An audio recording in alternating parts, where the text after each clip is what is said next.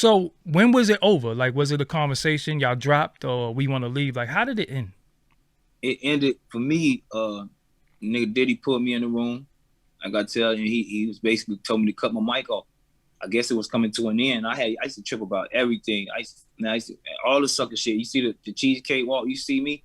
Mm-hmm. Like I'm always being rebellious. Like bro, you crazy? Cause I'm from the street, bro. Like I was selling dope before this. Like I ain't like these people who this they dream and all that, and they'll do anything for it. No, I'm not doing nothing. I wasn't like that. Yeah. Yeah, I wasn't like that. So I was always ready. Send me home.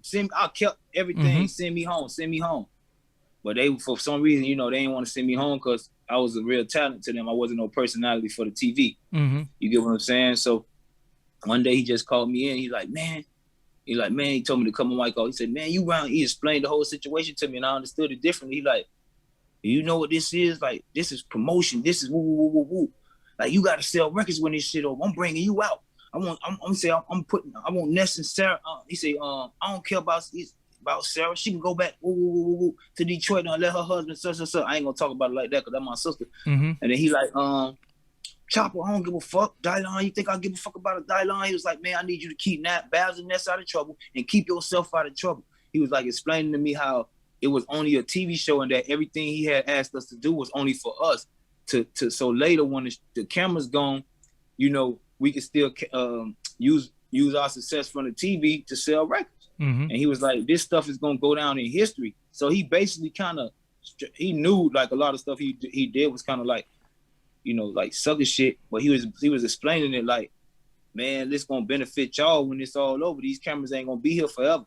Mm-hmm. And once he told me the plan, I had done went home because him had done gotten some shit where he had done threatened me, like, and this is like the first time. Man, this nigga was cool as fuck before this, like not the best of friends, but he respected my mind. So we hadn't got into something in his lobby where a bunch of cameras was around, and he was like, I'll buy every house in your neighborhood. He was like, nigga, he was trying to say I ain't bad. He was like, I'll buy every house in your neighborhood, and every time you come out, nigga, somebody will get popped. So I'm thinking like, talking about pop. Now listen, when another nigga tell you this, mm-hmm. man, you get your goofy ass on, man. Yeah. Like, you ready? Get your animated ass. But when a nigga like Puffy tell you that, you go to picturing the shit. Mm-hmm. So I humbled myself real quick enough. But what he did do was he turned me up. Mm-hmm. You know what I'm saying? By him doing that, I was like, all right, I got something for you. Cause I was like, yo, you control my whole schedule, bro. I'm not finna, you could send me to Detroit and get me knocked the fuck off. You get what I'm saying? You can get a nigga my hotel room and everything. So I felt like, I never felt like, not extorted, but like, well, a nigga got a hand on me. So when my first time getting up out of that bitch, he was like, come back so we could do it. We do it. Exactly that last meeting that y'all see on TV when he broke the band up, that was supposed to be the meeting where he kept Babs and me and Ness. I guess he was going to turn them into some type of group. Babs told me later that they wanted them to be a Bonnie and Clyde type thing. But he had done told me to keep Babs and Ness out of trouble. Keep yourself out of trouble, man. You going to sell records. Because he knew I write. Like I used to write for Sarah. I used to, you know what I'm saying? He know I write. You know what I'm saying? I'm a writer. Mm-hmm.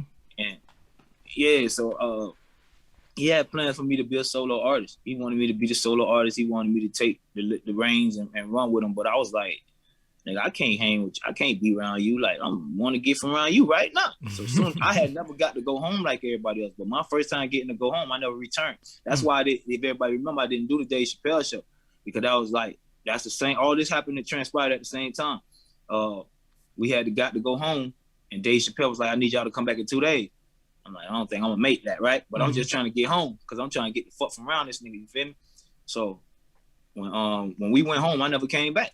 So was it a vibe? It was an aura? Was it something that you seen? Or when he said what he said that you was like, I don't want to be around? Said, like, I'm the type of nigga, man, when you threaten me, it's up.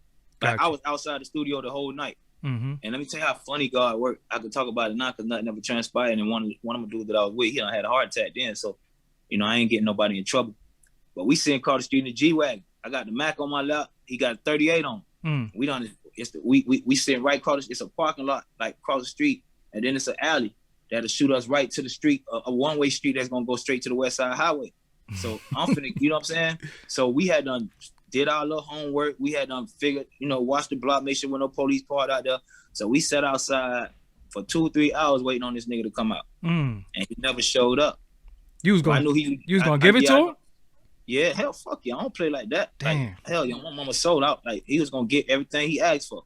Make sure you click subscribe, youtube.com/Doggie Diamonds TV. Till next time, peace.